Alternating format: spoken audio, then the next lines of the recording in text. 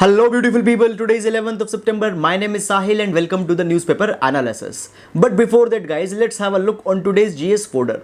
So today we'll take a quote from Aristotle, the great ancient Greek philosopher.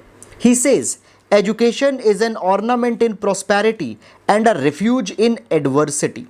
So this particular quote highlights that if a person is educated, then the education will serve as a friend in the thick as well as the thin times. Therefore, the importance of education is paramount in the human development. Guys, we can utilize this particular quote into the questions related to the social justice in GS paper number 2. So guys, that's it, and now let's take the newspaper analysis. Now guys, the first news, it pertains to GS paper number 3, ecology environment, as well as some of the attachments will also be important for your prelims exam into the section of ecology and environment. Now guys, here the National Green Tribunal has directed the CPCB, that is the Central Pollution Control Board, that they should frame the guidelines with respect to the proper disposal of the cigarette butts.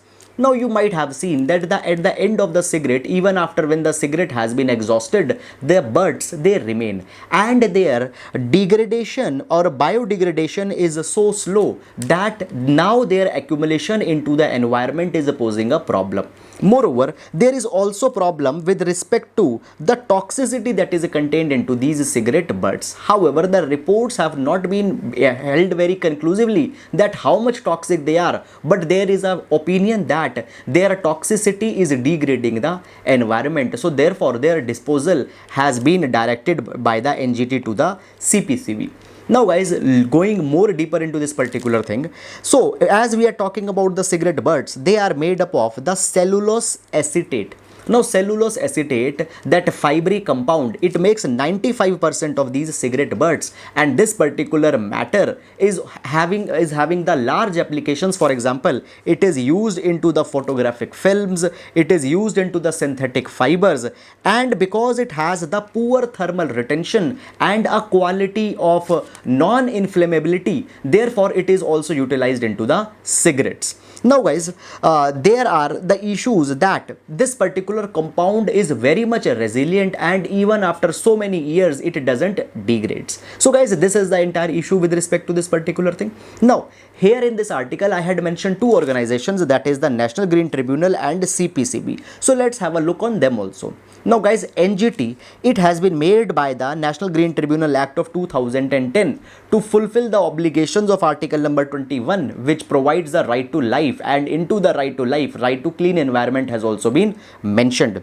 And then it also fulfills the obligation of the fundamental duty of article 51A subclause G, where the duty has been imposed onto the citizens that they should keep their environment clean. So on that particular aspect also the NGT is making the rules so that the citizens can fulfill their duties. And thirdly, it also fulfills the obligation of article 48A, which also again talks about the environment. Guys, just please keep in mind that here in these three articles, one is the fundamental right, one is the fundamental duty, and one is the DPSP. In all of these three, the environment has been talked about. Now guys, the chairperson of the NGT is a retired judge of a Supreme Court. Then guys, the next is a Central Pollution Control Board. Now this is also statutory body. Both of them are the statutory body. It was made after the Water Act of 1974 was passed, and the powers have again been given to this particular CPCB under the Air Pollution Act of 1981. So in both the acts it has been mentioned. Now guys, it is directly responsible to the Ministry of Environment, Forest and Climate Change, and the chairman of the CPCB is appointed by the Appointments Committee of the Parliament. So guys, this is all about this particular thing. On to the organizations, questions has been asked many a times into the UPSC, so please keep this thing into your mind. So that's it, and now we'll move to the next article. Now friends, this particular article pertains to the Bru refugee tribes. Now many a times we have mentioned them into our newspaper, but you can see that after every 10-15 days again they are coming into the news. So friends, they could be very much important for our exam. Now, here I will again explain you the thing. If it could be a, you can revise it if you remember. Otherwise, just please pay attention here. Now, the Bru tribes, they are also called as the Riang tribes or the Riang community, and they are indigenous or living into the nearly all of the northeastern states, and their sizable population is in the Tripura, Mizoram, and Assam. Now guys, into the Tripura, they have been recognized as the particularly vulnerable tribal groups. So there are 75 PVTG groups, and within those 75, the Riang or the Bru tribes are one. Now guys, these tribes, they have the religion. They are, some of these tribes are Hindu, whereas some of these tribes are also the Christians. Now guys, there is one issue that these Riang tribes, they have seen a huge displacement from the Mizoram. So the Young Mizo Association has held a kind of an ethnic conflict with these tribes, and because of that particular dispute, these Riang or Bru people, they have migrated from their Mizoram state and they have settled into the nearby regions. Now, as they are refugees into the other states, a demand is being raised by the Brus that they should be resettled. Now guys, there are large number of Brus who are living into the Tripura, and now the efforts are being made that within the Tripura itself they are resettled. Now guys, just a few months back, there was a 4-party agreement between the representatives of the Brus, between the Tripura government, Mizoram government, and the government of India, and it was decided that they will be placed into the 7 sites across the Tripura. Now guys, there has been a new round of problem where the people of the Tripura who are the non-Bru communities, they are saying that they should not be settled there because they have a fear that the demography of the Tripura will change and the non-Brus will become, their significance will go a little bit down. Now guys, it has been said that nearly 4,900 families of the Bru people will be settled here. So therefore a kind of a backlash is coming. Now guys, you don't need to go too much into this particular matter as because it is a kind of a regional dispute. However, the issues that is going on here, the broad understanding we need to keep it in our mind. However, many a times earlier also we had discussed this entire issue. So guys, that's all about this particular thing, and now we'll move to the next article. Now guys, this particular article pertains to the agriculture and could be relevant for our GS paper number 3. Now, in this article, it has been mentioned that what are the flaws or what are the problems of the agriculture sector as a whole. Now guys, just few days back, if you remember, we had seen that the GDP of the nation was declined. The Q1 GDP was declined by 23.9% over the last year. And at that point of time, we had also seen that the agriculture sector was the only sector which had seen certain positive growth.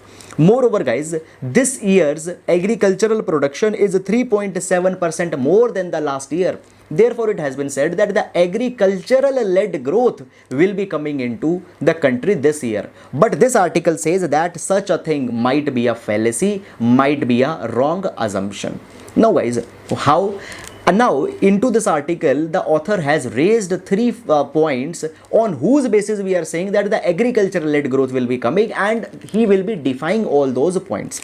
Now, first point here in this direction is that, guys, the Prime Minister said that in this year, the procurement of the Rabi wheat was 12.6% higher, and this shows that even into the lockdown, government's effort were functional, and the resilience of agriculture has been there. More procurement has been carried, so therefore agriculture will be seeing a positive growth. But it has been said that if in reality we see the scenario, then only 13.5% of paddy farmers and 16.2% of the wheat farmers, they sell their produce at the MSP to a procurement agency.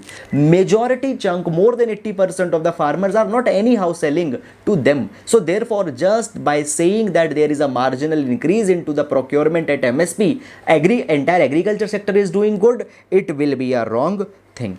Moreover guys, it has been said that more importantly than the procurement, the market arrival is more important. It means that how much crops actually reached to the mandi. So it has been said that this particular year, wheat, barley and potato their market arrival was only 50 to 75% that of 2019. It means that the produce is not reaching the market or the mandi. Why it is not reaching? Because first of all, the mandis were not operational during the lockdown. Secondly, supply chain disruption was there. There was the no movement of the transportation, and therefore we can see that actually the farmers were not able to sell and they had burned the heat of this particular thing. And particularly into this thing, if we talk about the milk poultry sector, then they have faced even more dire consequences because these commodities are perishable, and it has been said that nearly 25,000 crore rupees loss the farmers have seen.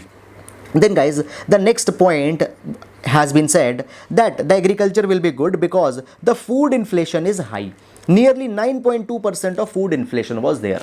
So when the food inflation will be there, it means that the demand is there. Secondly, because more price will be paid, it has been said that better price discovery will be there. Now guys, this particular argument is also wrong. Why? Because inflation reflects what consumers are paying. It doesn't reflect what farmer will receive. Okay, in between what consumers are paying and what farmers are receiving, in between there are the middlemen also. So money is being made by the middlemen. Guys, it has been said that rather farmers receivables have gone down because there were the disruptions. Wholesale price as a whole has went down. Moreover, small and marginal farmers which we talk about, they are not actually the net sellers, rather they are the buyers. And if food inflation is high, then for the small and marginal farmers who actually buy the food crops, for them there will be the problem, there will be the miseries. So therefore agriculture sector again is not doing very good. Then guys, the third argument for the resurgence of agriculture was made that this particular year higher kharif sowing has been seen. 14% more sowing has been seen, and it was said that agriculture is performing good. But guys, or if you know, already in our agriculture sector we have the problem of the disguised unemployment. People are working into the agriculture sector even though their requirement is not there. 50 to 55% people are directly and indirectly involved into the agriculture sector. Now guys, why the 14% more increase has been there? Because of the lockdown, the reverse migration was there and large number of people have reached back to their native states, and because they don't have any opportunity to work, simply they have to work onto the vacant lands which were lying there. Now guys, according to the data by the Center for Monitoring Indian Economy, CMIE, in June 2019 there were 11.2 crore farmers, but in June 2020 there are 13 crore farmers. These farmers are choosing farming as a distress, and this is not something which we should feel proud of. So that has been again one argument. Then guys, next argument given by the government is that government brought out the Atmanirbhar Bharat package, and because of this Atmanirbhar Bharat package, investment will be made into the agriculture, and agriculture as a whole will be bringing the growth into the entire GDP. Now guys, this particular article has also argument has also been refuted. It has been said that okay, if we see the contribution of agriculture into the GVA, then it is around 15% contribution of GVA into the of the agriculture into the GVA. And if agriculture rises by 4%, which was nearly the growth rate into the last quarter, if it continues to rise at that rate also, then only 0.6% improvement into the GVA will come, and 0.6% improvement is not a substantial improvement. Moreover, as Atmanirbhar Bharat Abhiyan is being talked about now, though government said that it was a 20 lakh crore package, but the fresh spending or the new funding for the agriculture was just 5,000 crore rupees. Now guys, government, what it declared that the installment of the PM Kisan will be released as early as possible. Now PM Kisan was an existing scheme. Into the PM Kisan, government gives 6,000 rupees cash entitlement to all the farmer irrespective of their land size. It has been said that here government should have doubled at least the PM Kisan from 6,000 to 12,000. Then guys, what happened? Government increased MSP, and the increase was very nominal. For some of the crops, the increase was as low as 53 rupees. So guys, it has been said that that thing was not done. Rather, whatever comprehensive cost is there for growing of the crops, on them 150% margin has to be given. So that was one thing. Then guys, it has been said that loan moratorium was given, but rather than the loan moratorium, there was a need that the interest onto the loan should have been waived. Now guys, this particular thing would have brought two benefits. First of all, immediate relief would have been given to the farmer, and secondly, because the principal still has to be paid, it might not also have disturbed the credit behavior also. Then guys, it has been said that government has to give the direct assistance to sectors which are even more vulnerable. For example, the meat sector, poultry sector, milk sector. These things were the perishable, and because of the lockdown they had were impacted too much. So therefore to them direct assistance was to be given, but that thing was not done by the government. So actually agriculture sector is not into a very good position. It is into the crisis, and the government should recognize that particular thing as soon as possible. So guys, that's all about this particular article, and now we'll move to the next article. Now guys, this particular article talks about the graying population of China. Now here some data has been given, but actually that data will not be directly usable, because that thing is this particular thing is about the internal issues of the China. But guys, now as China has become a kind of a hegemon into the region, as well as opposing a kind of a direct basically economic as well as a geopolitical challenge to the US also. So little bit of internal issues of China we need to see, because they could be important for our GS paper number 2, the issues into the neighborhood. Now talking about this particular thing. Now guys, see, first of all, you need to understand that China got independence around when India got independence. India got in 1947, China got in 1949. And the Mao Zedong was the leader which was leading China just after their independence. Now guys, Mao Zedong made certain mistakes into his career. For example, the Great Leap Forward. Now, Great Leap Forward, this is the second 5-year plan of China, and there Mao Zedong brought a policy of collectivizing the land. Now, it was said that the surplus land from everybody should be taken. But guys, at that point of time, in reality, there was no surplus land, and the land of the marginal small farmers were taken back, and there were large number of people who faced miseries, hunger, and nearly 30 million people died here. Then he brought, after just 3-4 years, he brought the cultural revolution. He said that all the ideas of capitalism or the ideas which are opposed to the communism, they should be uprooted entirely from the China. And guys, in this particular thing, even the Chinese traditional ideas were uprooted. A kind of a crisis came into the entire society. All the rebels, descendants, they were killed, they were persecuted, and again a crisis came. So guys, this was the time then when people were actually becoming very fed up of China. And here the Deng Xiaoping entered. And here he thought that actually we need to bring the economic reforms, and he actually worked for the economic liberalization of the China. Now into that economic liberalization, he also brought the one-child policy. Now what is this one-child policy? That the couple, they need to have only one child if they want to receive the government benefits, government subsidies. Now guys, what was actually the rationale of this one-child policy? The rationale was such that China was having large population, and the per capita income of the China was to be increased. So how you will increase the per capita income? Just reduce the population. Fine. So by this particular logic, the one child policy was started. And guys, if in today 2020 we see the average birth rate of China, then it is 1.6% per women according to the official estimates, and according to the unofficial estimates it is even lower than that. Now guys, there is the replacement rate that is 2.1%. It means that if you want to stabilize the population, at least 2 children should be born, so that when the husband and the wife, they will die, there will be the 2 children left behind. So 2.1 is the ideal rate, but there is less than even 2.1%, and into the times to come their population will decline.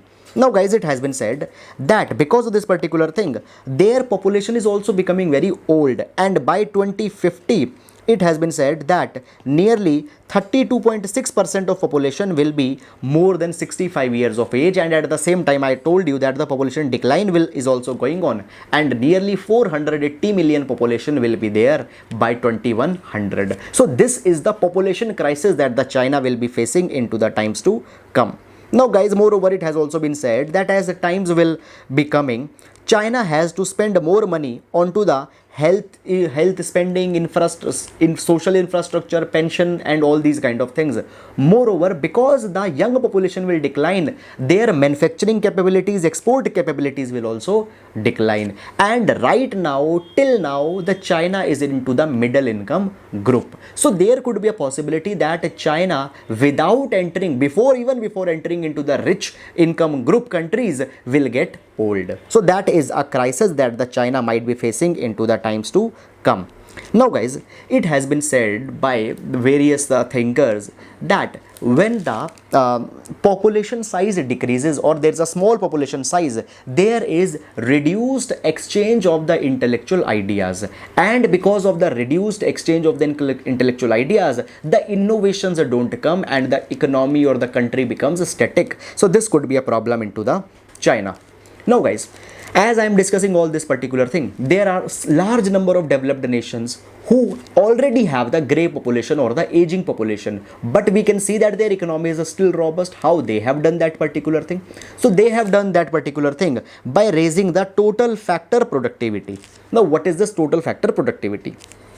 Guys, it is a ratio of output versus input cost. So this ratio should be higher. For example, your input cost is 10 rupees and the output price or the value of the output is 100 rupees or 200 rupees. So if this ratio can be increased, then your basically then the profitability will increase and the prosperity into the nation will come. Now this particular thing has to be worked upon. Now partially China has utilized this particular thing, and the complete utilization of this particular thing can come if you work on three particular pillars. What are these pillars?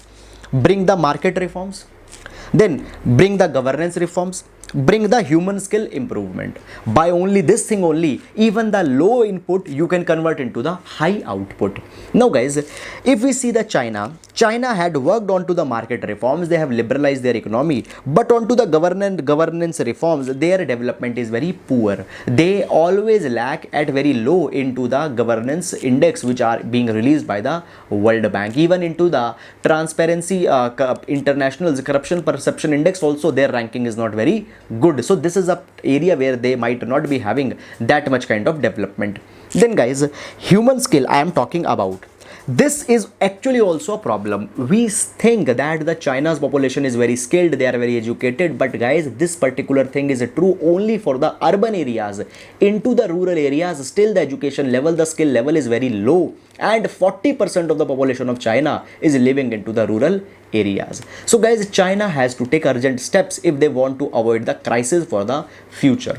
Moreover guys, if I tell you, till now the China's growth has partially or majorly it has came because of the government's own investment into the infrastructure. Now guys, even there is one more problem in this also, that they have invested so much that overcapacity has been built. There are the ports which are not being utilized, there are the highways which are not being properly utilized, there are the infrastructure which are not being utilized. So therefore, even for the endlessly, government can't take up this particular exercise. So guys, there are some dire consequences for the China into the times to come. So you need to have a better understanding on this particular matter in order to have a matured understanding onto the economic issues which are going into the world. So guys, that's all about this particular article, and now we'll move to the next article. Now friends, this particular article pertains to the issues of data collection.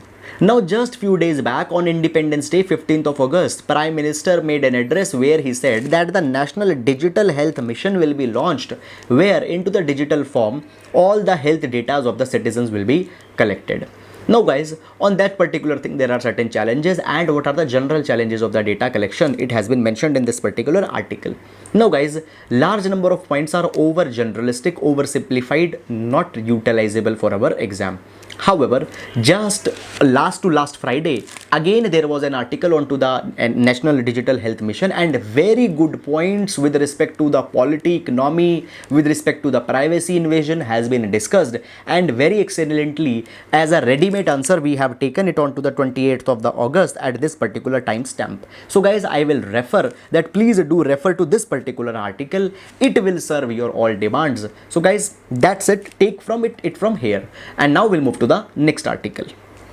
Now guys, this particular article pertains to our GS paper number 2 as well as for polity prelims. It is also very much important. Now what has happened? Guys, if we see into the Lok Sabha, we know that in Lok Sabha there is a presiding officer, that is the speaker, and if speaker is not there, the speaker's role will be fulfilled by the deputy speaker. Now for the last 15 months there has been no deputy speaker into the Lok Sabha and the post is lying vacant. So in this particular direction the appeal is being made to the speaker that he should appoint the deputy speaker because it is his constitutional mandate.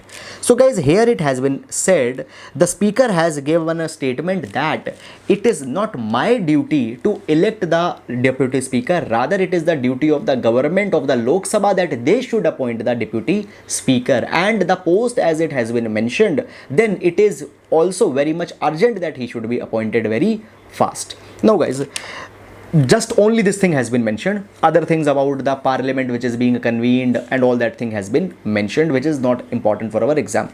Now guys, with respect to the deputy speaker, we'll see certain points. Now you might have seen it into your polity also, we'll just revise. Now guys, with respect to the deputy speaker's election date, the responsibility lies on to the speaker. However, election is the responsibility of the Lok Sabha members. As soon as the vacancy is there, they have to fill the vacancy by the election.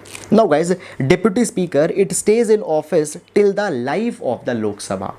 Deputy speaker, he can resign by writing to the speaker. Moreover, a deputy speaker can also be removed by a resolution passed by the majority, but 14 days of minimum notice has to be given to the deputy speaker. Now guys, when the speaker is on to the chair, deputy speaker is just like a normal member. He will participate into the proceedings, he will vote, everything he will do.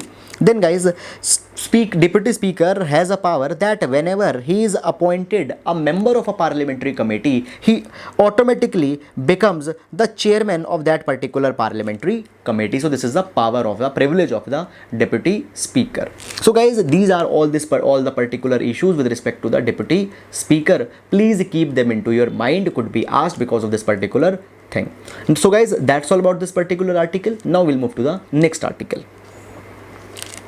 Now guys, this particular article talks about the migrant issue and could be usable for our GS paper number 2, social justice, as well as the vulnerable sections which has been mentioned.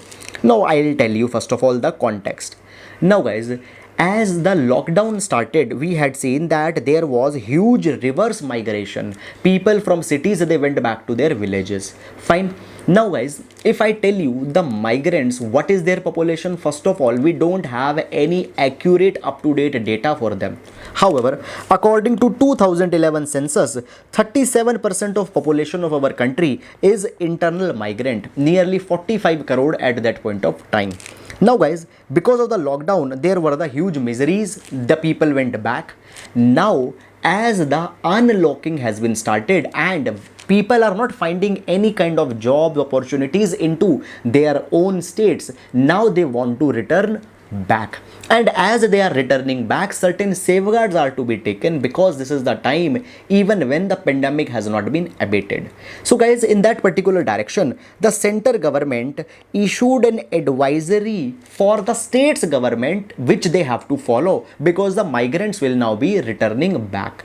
Now guys, there are certain good points into this advisory, however there are certain shortcomings, and because of these shortcomings, now the activists, labor activists, they want that center government should do something even more.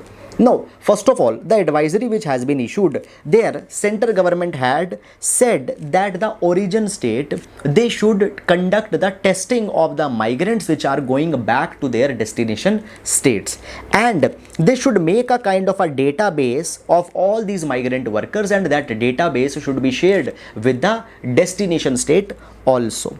Moreover guys, it has been said that it needs to be make sure by both states, origin as well as destination, that the workers are enrolled in all the social security schemes, because it is right now not possible, we can't confirm that the moment they will go to the destination state, they will get the job back. So therefore, all the social security schemes they should be enrolled in.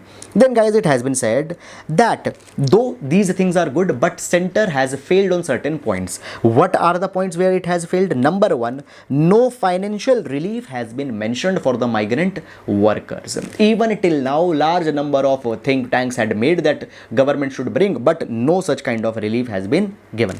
Then guys, it has been said that there has been no obligation onto the employer fixed by the government that he needs to give an insurance to a worker if he contracts the disease. So such kind of obligation has not been given. Then guys, it has been said that right now we don't need that the state specific database should be made, rather we need a national digital database. And guys, in this particular direction, in even the Interstate Workmen Act of 1979, this particular act is one which regulates the welfare of the workers migrating from one state to another. In this particular act, it was said that such kind of database should be made, but till now such database has not been made. So these are the shortcomings on which government should have worked, but it has not been able to work. So guys, this all about this particular matter. Please utilize this particular point, and particularly the name of the Interstate Workmen Act of 1979. So that's it, and now we'll move to the next article. Now guys, this particular article pertains to GS paper number 2. Now, just India had signed a logistic agreement with the Japan. Now, what are these logistic agreement? First of all, now friends, logistic agreements are the strategic agreements which are signed between the two countries, where their defense forces will be allowed to use each other's infrastructure. So guys, in this particular direction, India and Japan has signed the reciprocal provision supplies and service agreement. So by this particular thing, the defense forces of both the countries, they will be able to access each other's infrastructure as well as equipments. So guys, it has been said that it will increase the interoperability and will aid in maintaining the regional security. Now just think this particular thing in a broader context. Into the last few days, I have discussed large number of articles onto the militarization of Quad, the kind of new nexus which is being developed between the Australia, Japan, India and US. Now guys, as the militarization of Quad is being talked about, within all the countries, the agreements onto the interoperability needs to happen. Now guys, if I talk about the Quad, where the 4 countries are there, already with the other countries such kind of logistic agreement has been signed. For example, with Australia, the mutual logistic agreement has been signed just recently when the virtual meet between the Indian Prime Minister and his Australian counterpart happened. Just few days back it has been signed.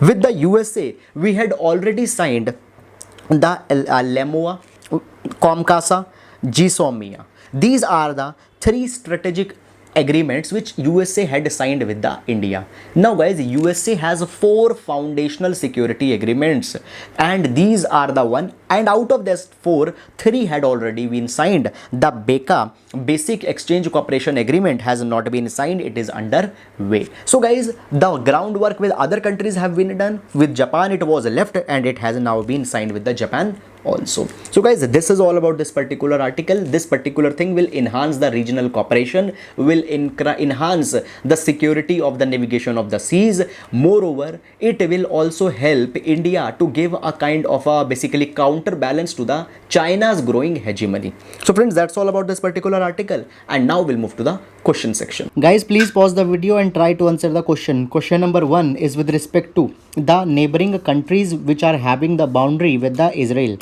Please read the statement and identify the correct code. Question number 2 is with respect to the India-France-Australia trilateral dialogue. Please read the statements and identify the incorrect code. Question number 3 is with respect to the Health in India report. Please read the statement and identify the correct option. Question number 4 is with respect to the National Bamboo Mission. Please read the statement and identify the correct option. Now guys, the main question for today. So this particular question pertains to GS paper number 3, agriculture, and it is a 15 marker question. Question says that in the aftermath of economic contraction, suggestions for agriculture led growth has been given. Critically analyze if such suggestion hold feasibility in the present circumstances. So guys, please write please write and try to provide the dimensions in this particular thing. So that's all. I hope you are liking our discussion. Thank you so much.